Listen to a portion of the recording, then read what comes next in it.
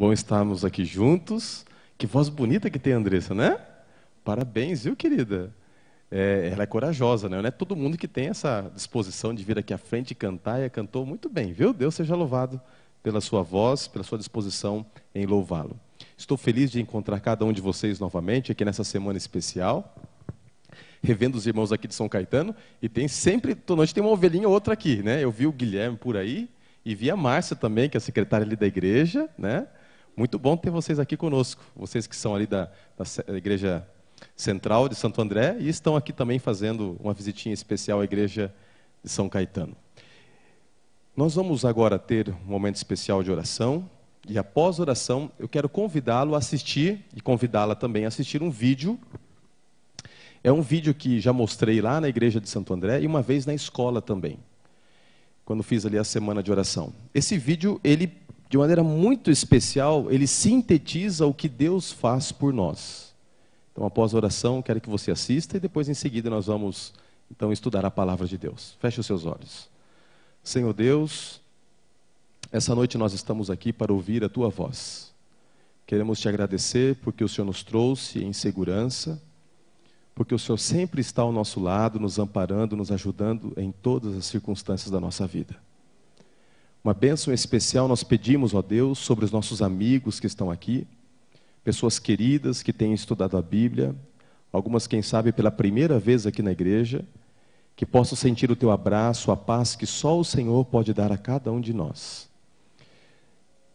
Nos ajude a compreender a Tua palavra, e oramos em nome de Cristo Jesus, nosso Senhor e Salvador. Amém. Assista esse vídeo.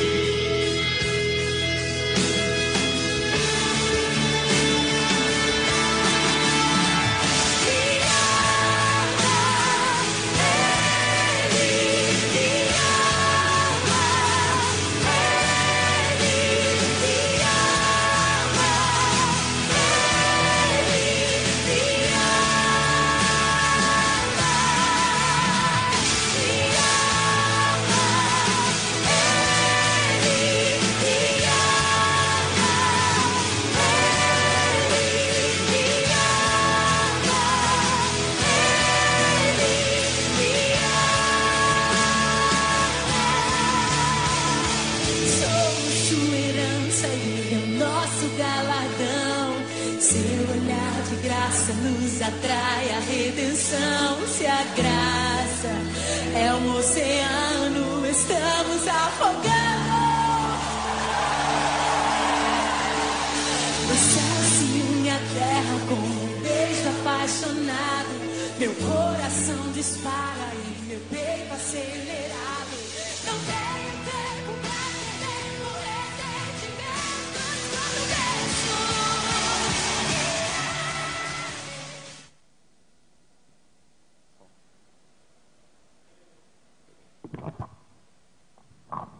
Som.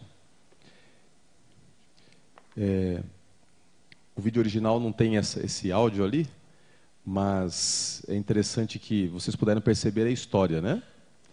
O homem estava abandonado como mendigo, mas a família não tinha se esquecido. A gente não sabe o porquê que ele se distanciou do seu lar, mas quando as filhas, ou quando a filha e a esposa souberam onde ele estava, o que elas fizeram? Foram atrás. É assim que Deus age conosco. Quando nós estamos sozinhos, às vezes nos sentindo perdidos, a graça de Deus nos mostra que Deus sempre vai atrás. Ele sempre está cuidando de nós, esperando a oportunidade para atuar na nossa vida e fazer toda a diferença. Eu quero compartilhar com vocês, essa noite, uma mensagem especial da Palavra de Deus. Eu fico feliz porque vocês... Eu quero ver, só pedir licença para vocês um pouquinho.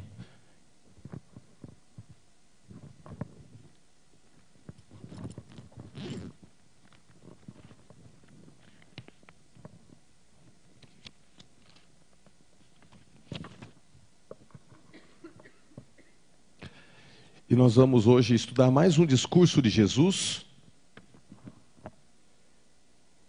Discurso que se encontra no capítulo 15 de João, capítulo 15, verso 1 em diante. Se você puder abrir sua Bíblia. Nós estamos, para aqueles que estão conosco talvez pela primeira vez, nós estamos estudando os discursos de Jesus proferidos antes da cruz, que são relatados aqui no livro de João.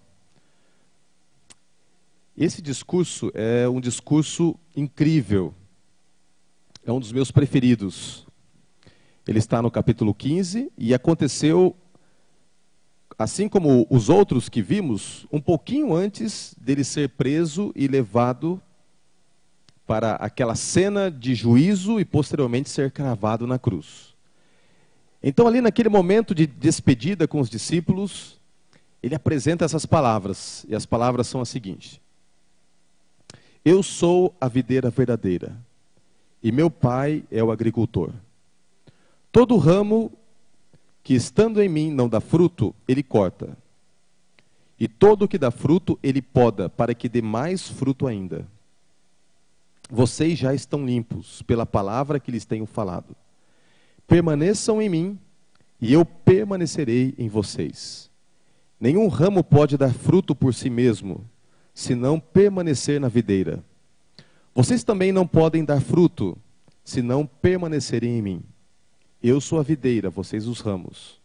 Se alguém permanece em mim, e eu nele, esse dá muito fruto, pois sem mim, vocês não podem fazer coisa alguma. Se alguém não permanece em mim, será cortado como o ramo e é jogado fora e seca. Verso 7. Se vocês permanecerem em mim, e as minhas palavras permanecerem em vocês, pedirão o que quiserem, e lhes será concedido. Meu Pai é glorificado pelo fato de vocês darem muito fruto, e assim vocês serão meus discípulos. Como o Pai me amou, assim eu os amei. Permaneçam no meu amor. Se vocês obedecerem aos meus mandamentos, permanecerão no meu amor, assim como eu tenho obedecido aos mandamentos de meu Pai, e em seu amor permaneço. Tenho-lhes dito isto, para que a minha alegria esteja em vocês e a alegria de vocês seja completa. O meu mandamento é esse: amem-se uns aos outros, como eu os amei. Ninguém tem maior amor do que aquele que dá a sua vida pelos seus amigos. Vocês serão meus amigos se fizerem o que lhes ordeno. Já não os chamo de servos, porque o servo não sabe o que o seu senhor faz. Em vez disso, eu os tenho chamado amigos, porque tudo o que ouvi de meu Pai eu lhes tornei conhecido. Vocês não me escolheram, mas eu é que escolhi os escolhi para irem e darem fruto, fruto que permaneça, a fim de que o Pai lhes conceda o que pedirem em meu nome. Este é o meu mandamento: amem-se uns aos outros. Se o mundo os odeia, tenham em mente que antes me odiou. Se vocês permanecerem no mundo, ele os amaria como se fosse dele. Todavia, vocês não são do mundo, mas eu os escolhi, tirando-os do mundo. Por isso, o mundo os odeia. Antes de entrarmos no estudo do texto, eu quero ler para vocês uma carta, a carta mais confusa, mas mais interessante que eu já vi até hoje. Essa carta eu li na minha apresentação ali na igreja de Santo André, e é uma carta muito interessante. Diz o seguinte, essa carta: foi uma carta escrita pedindo dispensa militar. Olha que interessante. Um jovem escreveu a seguinte carta para o militar responsável pela dispensa do serviço militar. Prezado oficial militar, presta atenção, para não ficar confuso aí, tá? Venho por intermédio desta pedir a minha dispensa do serviço militar. A razão para isto é bastante complexa e tentarei explicar em detalhes. Meu pai e eu moramos juntos e possuímos um rádio e uma televisão. Meu pai é viúvo e eu solteiro. No andar de baixo moram uma viúva e sua filha, ambas muito bonitas e sem rádio e nem televisão. O rádio e a televisão fez com que as nossas famílias ficassem mais próximas. Eu me apaixonei pela viúva e me casei com ela. O meu pai, por sua vez, se apaixonou pela filha da viúva e se casou com esta. Neste momento começou a confusão. A filha da minha esposa, a qual casou-se com meu pai, é agora minha madrasta. Ao mesmo tempo, porque eu casei com a mãe, a filha dela também é minha filha, enteada. Além disso, meu pai tornou-se o genro da minha esposa, que por sua vez é sua sogra. A minha esposa ganhou recentemente um filho, que é irmão da minha madrasta. Portanto, a minha madrasta também é avó do meu filho, além de ser seu irmão. A jovem esposa do meu pai é a minha madrasta, e o seu filho ficou sendo o meu irmão. O meu filho é então o tio do meu neto, porque o meu filho é irmão da minha filha, enteada. Eu sou como marido de sua avó, seu avô. Portanto, sou o avô de meu irmão. Mas como o avô do meu irmão também é o meu avô, conclui-se que sou o avô de mim mesmo. Portanto, senhor oficial, eu peço dispensa do serviço militar, baseado no fato de que a lei não permite que o avô, pai e filho sirvam ao mesmo tempo. E se o senhor tiver qualquer dúvida, releia o texto várias vezes, ou tente desenhar um gráfico para constatar que meu argumento realmente é verdadeiro e correto. Assinado, avô, pai e filho. Já pensou? Que confusão? Ainda bem que você não está nessa situação aí, né? Você sabe que quando eu li essa carta, eu dei muita risada, fiquei tentando imaginar todo esse emaranhado e fiz um gráfico, ele tem razão, é isso mesmo. Mas é uma confusão tão grande que às vezes você está escutando ou está lendo, você não está tentando entender, não está conseguindo ali entender. O mundo que a gente vive é um mundo de muita confusão. As pessoas tentam entender a realidade que estão vivendo e muitas vezes não conseguem. Tanto é que esse caos tem feito com que algumas pessoas questionem a razão da vida e tantas outras coisas. Agora, o grande problema é quando a confusão entra até mesmo no cristianismo. Esse é o grande ponto. Eu diria que o mundo que a gente vive, e sendo pautado pela profecia, se tornou uma grande Babilônia. E Babilônia significa confusão. Só há um meio para nós superarmos essa confusão, essa inversão de valores, esse mundo tão bagunçado. E o único meio para nós conseguirmos isso é através de Cristo Jesus e a cruz do Calvário. A pressão que o mundo põe sobre nós, a pressão que essa confusão que nos atinge é tamanha que o apóstolo Paulo, no livro de Romanos capítulo 12, se você tem a sua Bíblia, pode abrir, em Romanos capítulo 12, ele faz um clamor para os cristãos daquele tempo, Mal sabia Paulo que a coisa ia se complicar ainda mais. Se complicar ainda mais. Olha só o que ele diz aqui, Romanos capítulo 12, verso 1. Portanto, irmãos, rogo-lhes pelas misericórdias de Deus, que se ofereçam em sacrifício vivo, santo e agradável a Deus, que é este culto racional de vocês. Aí eu vou mencionar aqui uma versão mais antiga, que é bem interessante. E não vos conformeis com este século. Outras Bíblias dizem, e não vos amoldem ao padrão deste mundo, mas transformai-vos, ou transformem-se, pela renovação da sua mente, para que sejam capazes de experimentar e comprovar a boa, agradável e perfeita vontade de Deus. É como que se o apóstolo Paulo estivesse dizendo o seguinte: eu sei que vocês vivem no meio da confusão. Eu sei que tudo parece confuso, porque o que é verdade para um não é verdade para outro. Uns adoram certos deuses, outros deuses, outros não adoram nada. Mas no meio dessa confusão toda, eu clamo a vocês para que vocês transformem a vossa mente através do culto racional a Deus. Ou seja, a transformação da nossa mente por intermédio de Cristo Jesus e dos efeitos da cruz é a única maneira para que nós estejamos livres desta grande bagunça espiritual. É interessante que Satanás vai mudando os nossos valores e a gente nem percebe nisso, nem percebe isso. Quer ver só um exemplo? Eu não vou mentir para vocês, outro dia, a gente tem que contar as coisas boas, as coisas ruins, né? Outro dia, eu estava assistindo um filme. Estava lá parado assistindo um filme.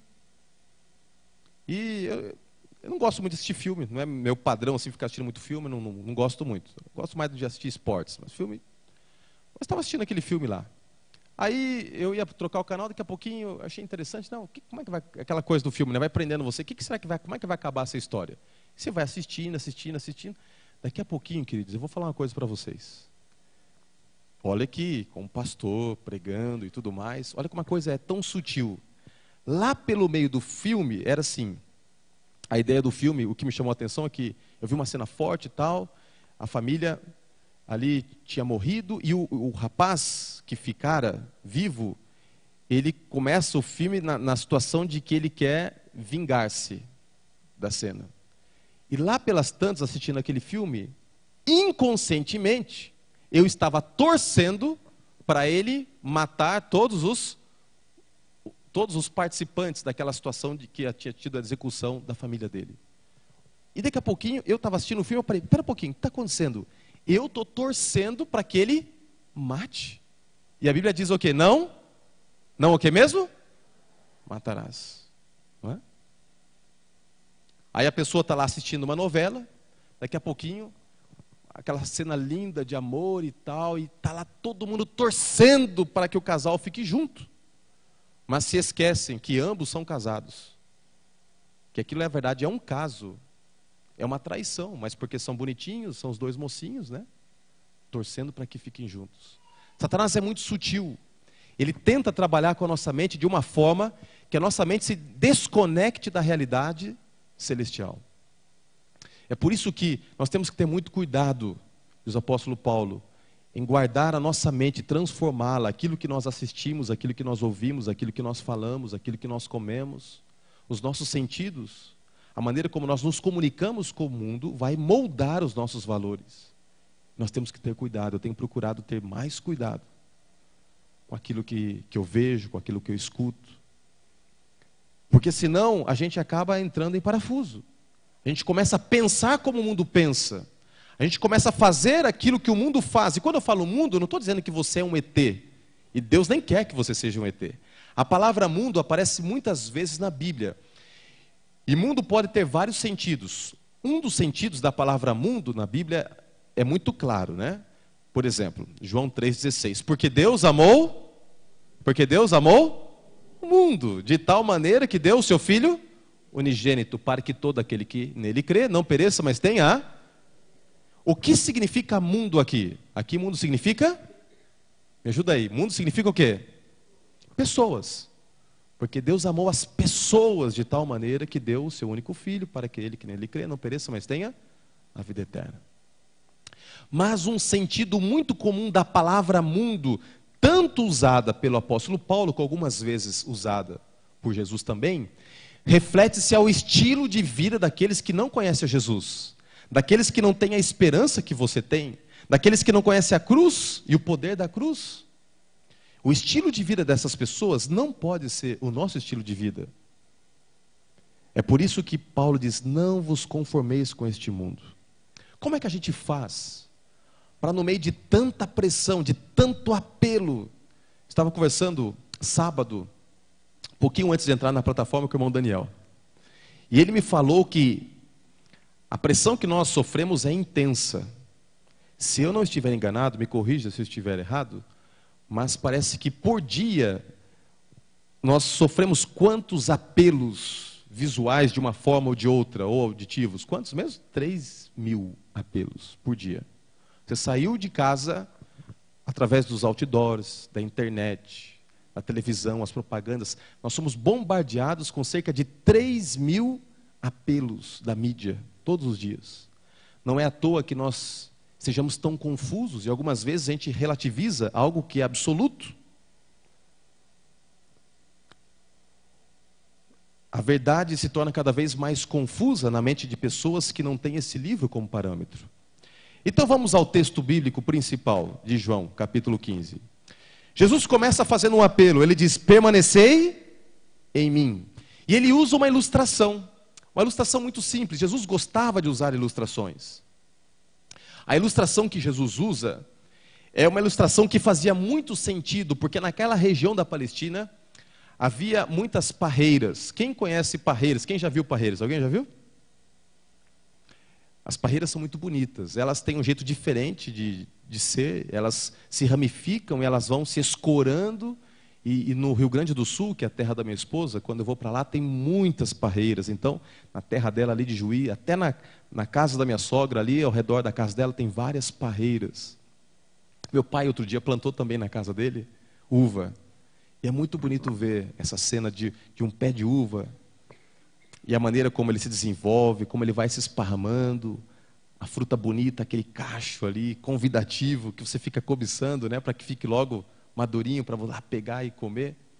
E Jesus usa essa figura de linguagem e diz o seguinte: assim como a videira tem os seus ramos, e os ramos só têm vida se eles estão ligados ao caule central, principal, de igual forma vocês precisam estar conectados comigo, porque se em alguma situação vocês se desconectarem, vocês vão morrer. Permaneçam em mim. Não existe vida sem Jesus. Existe uma série de pessoas que pensam que estão vivos, mas estão mortos. Eu vou dizer por que pensam que estão vivos, mas estão mortos. O apóstolo Paulo fala sobre isso. Ele menciona que tem pessoas que estão mortas nos delitos da carne. É aquele tipo de pessoa que acha que está vivo, mas não está vivo. Porque os pensamentos são de morte. Ele sai de casa pensando já em ir para o trabalho, depois do trabalho se encontrar com a amante, beber, usar drogas e tal. Ou seja, os pensamentos são de morte, as atitudes são de morte. Ele está vivo, o corpo está em pé, o pulmão está trabalhando, ele respira, o sangue está bombando, mas ele está caminhando para a morte. Ele é um vivo morto. Aquele que não tem Jesus pode parecer vivo, mas está morto. E o paradoxo é tão grande na Bíblia, que a Bíblia diz que até mesmo alguém que está morto, se está em Jesus, ao mesmo tempo tem a esperança de estar vivo. Não é isso, Mazilda? Tem esperança de estar vivo.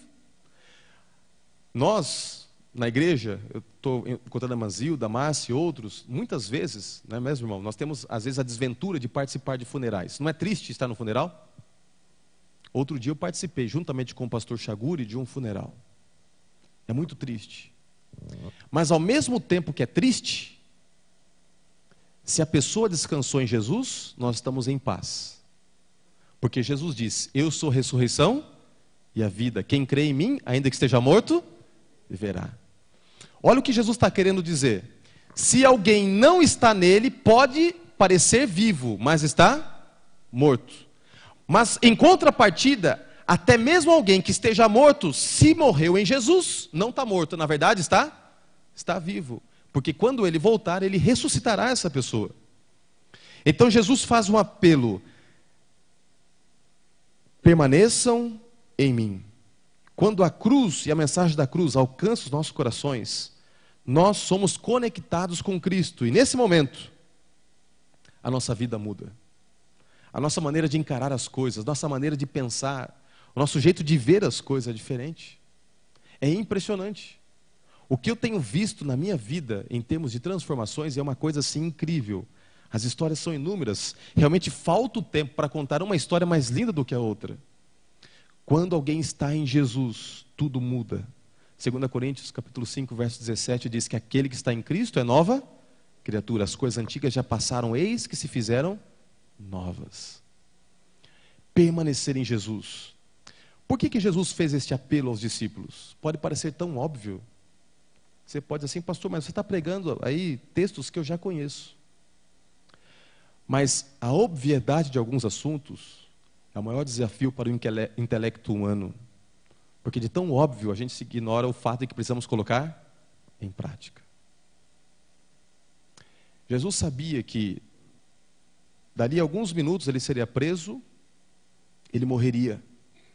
E os discípulos ficariam sozinhos. E Jesus sabia também que ele subiria aos céus.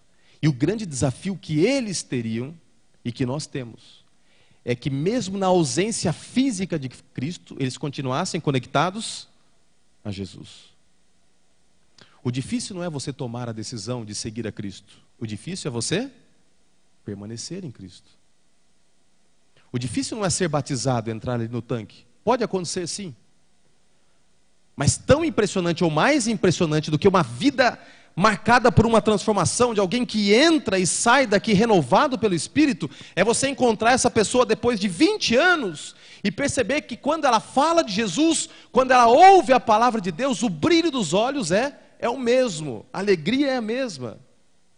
E Jesus sabia que a separação física que haveria entre ele e os discípulos clamava por um apelo, e o apelo era o seguinte: por favor, permaneçam ligados a mim, porque na hora em que vocês se desconectarem, vai perder toda a razão e a lógica da fé que vocês até então defenderam.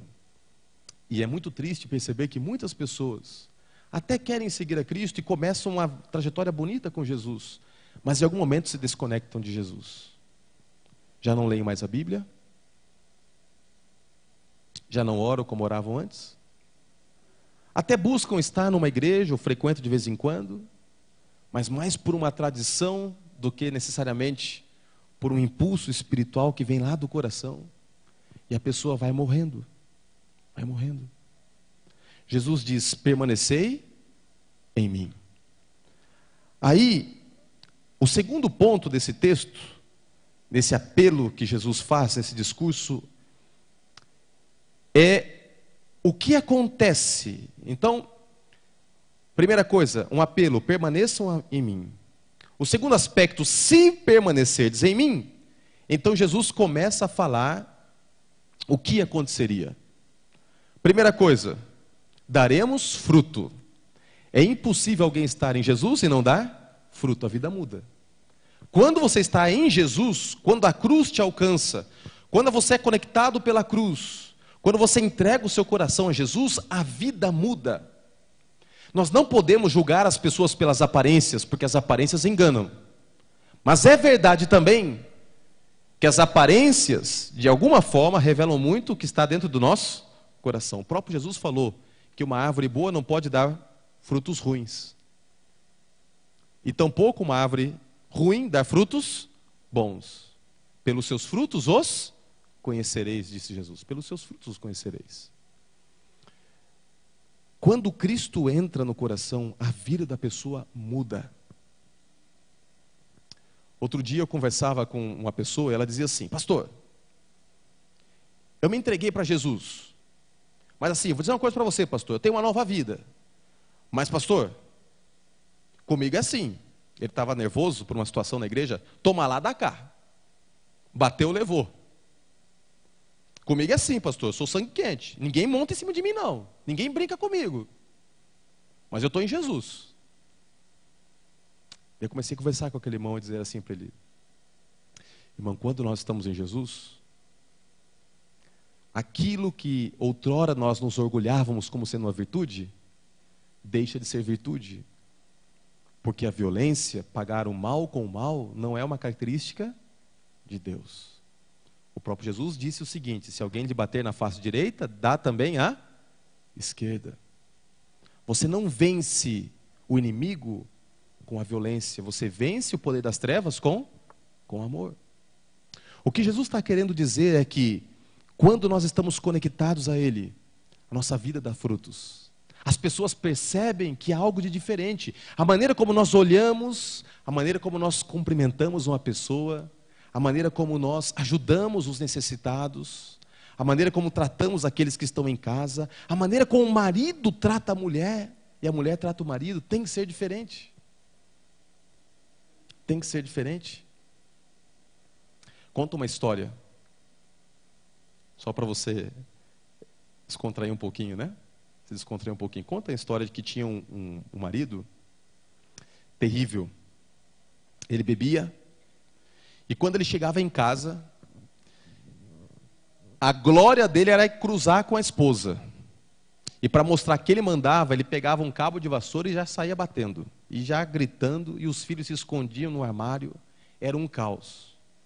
E aquela mulher em desespero não aguentava mais a situação. Mas aquele homem também já não aguentava mais ser tão ruim como era. Então ele ia para o bar, bebia, enchia a cara, chegava em casa e batia aquela gritaria, os vizinhos ouvindo. Já viu algo parecido? Então, no meio desse caos, uma vez eu morei numa cidade que fui pastor, num local em que em cima era uma verdadeira confusão. Toda noite era um quebra-pau e tal. É triste, a gente fica assim tenso, né? E aí, aquele homem um dia estava andando pela rua e ele encontrou assim uma igreja adventista. Ele entrou, ele assistiu o culto, um sermão lindo, o coração dele foi tocado. E quando ele foi assim sensibilizado por tudo que estava acontecendo na vida dele, e Jesus pediu para que Jesus entrasse no coração dele, ele decidiu mudar. E ele ficou arrependido de tudo que tinha feito. E ele decidiu então fazer uma surpresa para a esposa. Ele falou assim: não, hoje vai ser diferente. Eu vou permitir que Deus me dê uma nova vida. Então, ao voltar para casa, já era tarde da noite, mas tinha uma floricultura que ficava bem próximo ao cemitério, que fica aberta até mais tarde. Ele foi lá e comprou um buquê de flores para a esposa. E ele então colocou aquele buquê para trás e foi andando em direção à casa. Quando ele chegou em casa, ele começou a cantarolar o hino que ele tinha escutado e assobiar ao mesmo tempo, e com a mão para trás. A esposa estava lavando a louça e pela janela ela viu aquela cena. O marido com a mão para trás, sóbrio, cantarolando, e ela ficou assustada. Eu falei assim: mas tem uma coisa errada? Quando ele está na esquina, ele já está gritando comigo, xingando as crianças. O que está acontecendo? Tá. Aí, para surpresa dela, ele vem e toca a campainha. Ela pensou: Jesus. Ele entra chutando a porta. Aí ele pegou, apertou a campainha. Ela veio toda desconfiada, cabreira, abriu a porta. E ele olhou para ela e falou assim: meu amor. Imagina a cena, né? Meu amor. Sabe, trouxe aqui flores para a minha grande flor, a flor da minha vida. Quando ele entregou aquele buquê de flor na mão dela, ela ficou revoltada, pegou aquele buquê de flor, jogou no chão, olhou para cima e começou a brigar com Deus. Falou assim: Senhor, assim não dá, assim não dá. Além de violento, bêbado agora ficou louco. Além de violento, bêbado agora ficou louco. Por quê? Foi tão drástica a mudança que ela achou que o marido estava o quê? Estava louco. E por que ela ficou tão indignada com a transformação? Por quê? Porque ela não conseguiu entender a mudança tão repentina. E é o que acontece literalmente quando Jesus muda, entra nossa vida, ele pode mudar do dia para a noite. Eu já vi, queridos, essa cena. Eu já vi uma pessoa ser transformada do dia para a noite, literalmente. É lógico que o processo de transformação continua por toda uma vida, mas quando a graça de Deus entra, os frutos mudam. Aonde há palavrões, agora há palavras de bênção. Onde a agressão, agora há palavras de amor. Mas Jesus disse outra coisa, que se nós estivermos nele, nós podemos pedir. Pedireis o que quiserdes e vos será feito. Você tem a audácia de pedir. E quando você pede com fé e as coisas acontecem. Não é porque Jesus é obrigado a dar para você o que você pede. Mas é porque quando Jesus está na sua vida, até para pedir, você pede as coisas certas. Você já não pede mais aquilo que é apenas para o seu engrandecimento pessoal. Ou se vier a pedir, você vai entender quando ele disser não. Mas ele diz assim, se minhas palavras permanecerem em vós, pedireis o que quiserdes e vos será feito. Que coisa linda. E ele diz também que se nós estivermos ligados a ele, guardaremos os seus mandamentos. Não para agradá-lo, mas como uma consequência natural. E aí vem a cereja do bolo. Diz assim, amaremos o nosso próximo. Olha que coisa linda. Se você está em Jesus, você dá frutos, você tem poder para pedir e ver os milagres acontecendo, porque Deus é real, se manifesta na sua vida. Você guarda os mandamentos e ama o seu próximo. E ele termina esse discurso dizendo o seguinte, permanecer em mim, se permanecerem em mim, vocês terão frutos, e por último ele diz, eu vos escolhi. Não foram vocês que me escolheram, eu escolhi vocês. Sabe, o processo da escolha de Deus é algo incrível. Cada um de nós não chegou aqui por acaso. Você pode dizer, não, eu cheguei aqui por acaso. Não chegou. Aí você pode dizer, pastor, você está falando isso, mas você é filho de pastor, então você desde pequenininho aprendeu isso, então como é que você diz assim? Não, eu não cheguei aqui por acaso. O tempo não me permite. Mas a história da minha linhagem, de como tudo começou, me mostra que não fui eu que escolhi estar aqui. Foi Deus que me trouxe, e foi Deus que trouxe você também. O meu avô era um assassino terrível. Os meus tios eram assassinos terríveis. Meu pai cresceu órfão. E Deus arrancou aquele menino lá de uma terra, no meio do nada, no Mato Grosso do Sul. Trouxe ele para São Paulo. Onde posteriormente ele conheceu minha mãe, casou, se tornou um pastor. Porque um pouco antes da mãe morrer, ela foi alcançada pelo Evangelho, porque um sapateiro andava quase 30 quilômetros, ia todo sábado à tarde dar estudo bíblico. Uma família que tinha só morte e desgraça foi alcançada por Cristo Jesus. Ele não sabia que décadas e décadas depois, porque ele foi lá, não porque ele quis, porque o Espírito de Deus o mandou lá. Ele não sabia que aquela senhora, jovem senhora, aceitaria, que antes de morrer teria um filho, que aquele filho se tornaria um pastor e teria um outro filho que também seria um pastor. Então não tem como olhar para a minha vida e não perceber que eu não estou aqui por acaso. Não fui eu que escolhi Jesus, foi Jesus que me escolheu, foi Jesus que escolheu você. A escolha de Deus é tão maravilhosa que Ele nos escolheu até para nascer. O salmista diz que quando nós estávamos na barriga da nossa mãe, Deus já nos tinha escolhido e determinado como seríamos. O problema é que muitas vezes nós fugimos da escolha de Deus. Efésios capítulo 1 diz que Ele nos escolheu para que nós tenhamos bênçãos espirituais. Quando eu falo de bênção, eu não estou falando só de bênção material, não. O mundo aí fora só quer saber de bênção material. E muitas pessoas dentro do âmbito espiritual só querem bênçãos materiais. E Deus pode abençoar uma pessoa materialmente. Mas mais do que materialmente falando, Deus quer abençoar alguém espiritualmente. Mais do que ter 3, 4, 5 carros na garagem importados, mais importante que isso, é poder você olhar para sua esposa, abraçá-la com amor e carinho, reunir os filhos, fazer um culto, mesmo tendo pouco, mas dormir em paz. Porque o pouco com Deus se transforma em muito. E o muito sem Deus é desgraça. E a pessoa morre e fica os filhos brigando por causa da herança. Sabe, queridos, Deus diz, eu escolhi vocês. Escolhi vocês para que vocês sejam luz para o mundo. Nossa responsabilidade social. Escolhi vocês para enfrentar o ódio do mundo. O mundo não conhece vocês. E o mundo vai lutar contra vocês. O mundo vai lutar contra vocês. As pessoas que não conhecem a Deus vão se colocar contra vocês. Sabe por quê? Porque a luta não é contra vocês, a luta é contra mim. Sabe, queridos, não tem nada mais lindo do que estar conectado com Jesus e a cruz. eu quero concluir esta mensagem dizendo para você que a coisa mais linda que aconteceu na minha vida, se eu fosse resumir tudo o que aconteceu na minha vida, a coisa mais linda que aconteceu na minha vida, foi quando eu tinha de 8 para 9 anos, e eu cheguei para o meu pai e disse assim para o meu pai: pai, eu não aguento mais, eu quero me batizar, entregar meu coração a Jesus. Meu pai disse assim: filho, mas você é muito novo. Pai, você não está entendendo, eu preciso me batizar. Meu pai ficou um pouco relutante, porque eu era muito novinho. Mas olha que coisa interessante, eu tinha 8 aninhos de idade. Eu entrei no banco de trás do corcelzinho azul que meu pai tinha, quando era pastor lá em Registro. Era um sábado ensolarado.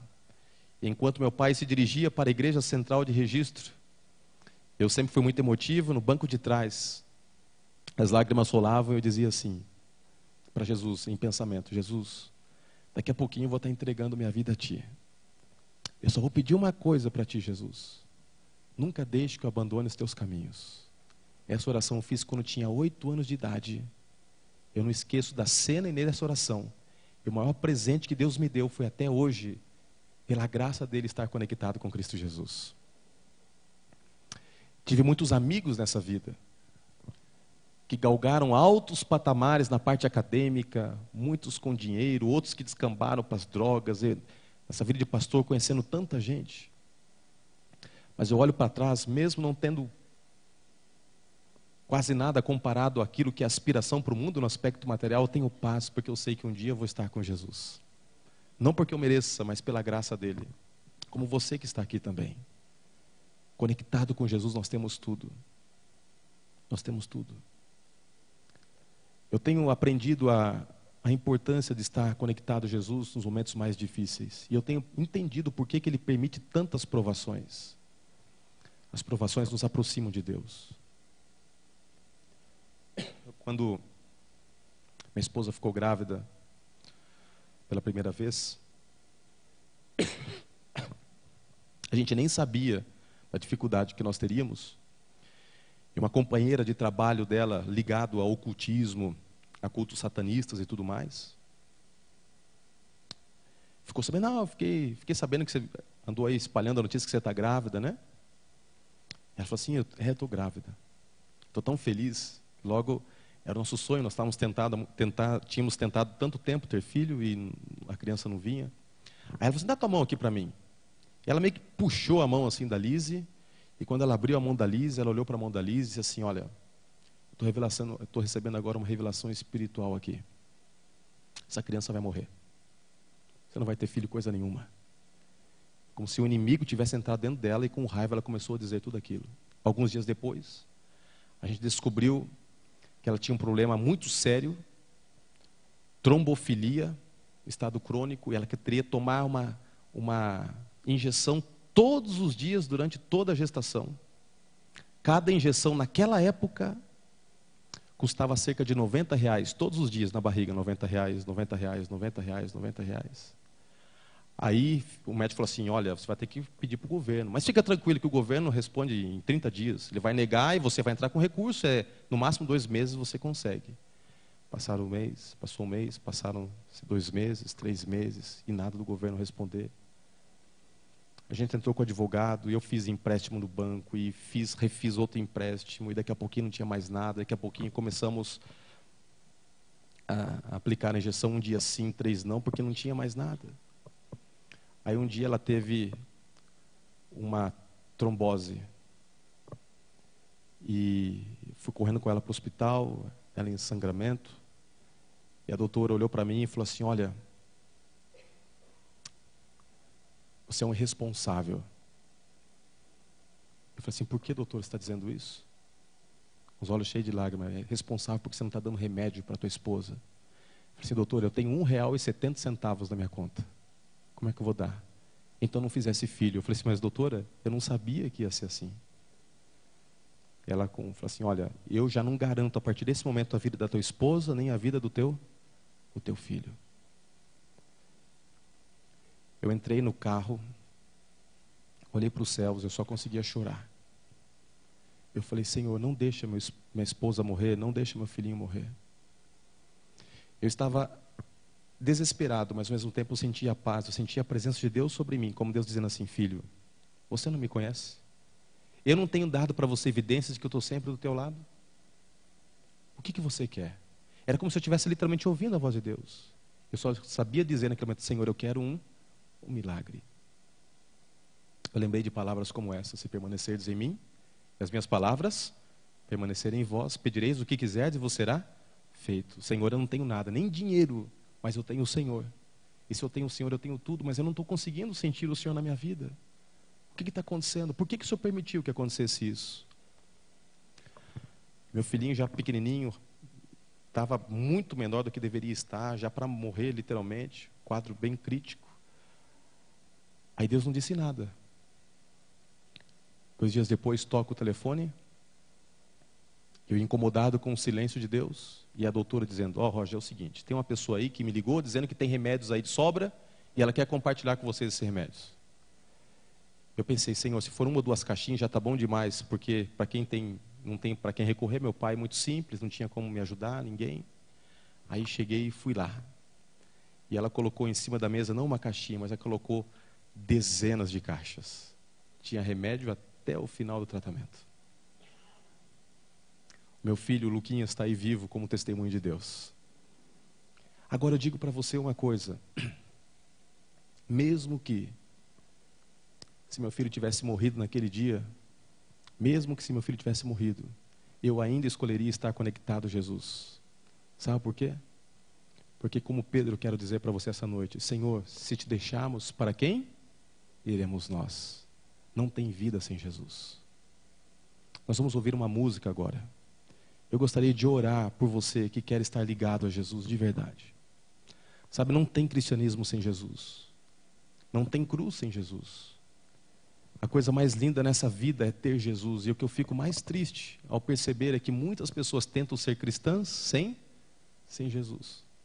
Qual é a lógica de semana após semana nós estamos aqui, se Jesus não é a razão da nossa vida, se Ele não é o nosso melhor amigo, se Ele não é aquele com quem eu me encontro todos os dias, com quem eu busco paz, conforto e esperança? Nós vamos ouvir a música, mas enquanto ela estiver cantando, eu quero orar por um grupo especial. Eu sei que nós temos aqui alguns amigos conosco, algumas amigas. Você que não é membro aqui da igreja, eu queria orar para que Deus abençoasse a sua vida. Você não precisa ficar envergonhado. Eu quero que você venha aqui à frente, um gesto de carinho, de amor da nossa parte, porque eu sei que você precisa de Jesus como eu preciso também. E se você deseja a paz de Jesus, eu tenho certeza que Jesus vai dar essa paz para você. Quem gostaria de vir aqui à frente e dizer assim: pastor, eu quero entregar meu coração a Jesus, eu quero sentir essa paz que só o Senhor pode dar? Haveria alguém? Se for só uma pessoa, eu já louvo a Deus, porque eu sei que o sangue de Cristo venceu essa noite. Haveria alguém que gostaria de vir aqui à frente? Oh, minha irmã, que coisa linda, Deus seja louvado, viu, querida? Está sendo tão bom tê-la aqui todas as noites, que Deus abençoe, viu, irmã? Mais alguém gostaria? Temos alguma irmã? Tudo bom, querida? Que bom que você está vindo aqui. Teu nome é? Flora. Irmã Flora, Jesus te ama, viu, querida? Ele quer ser o seu grande amigo e tem sido ao longo de todos os anos. Vem cá. Que bom que você está aqui, querida. Que Deus abençoe, viu? Você é a? Dulce. Que Deus abençoe sempre sua vida, tá bom? Você vai sair daqui com a paz de Jesus, porque Ele vai no teu coração. Como é que é teu nome, irmão? Irmão Luiz. Vem cá, irmão Luiz. Ah, o esposo. Que Deus abençoe, viu, querido? Que bom que você está aqui. Deus seja louvado. Se mais alguém quiser durante essa música, vem aqui à frente. Rodrigo está aqui também para dar uma força, né, Rodrigo? Se mais alguém escutar o chamado de Deus, vem aqui à frente. Quero orar por você. A oportunidade está sendo dada agora.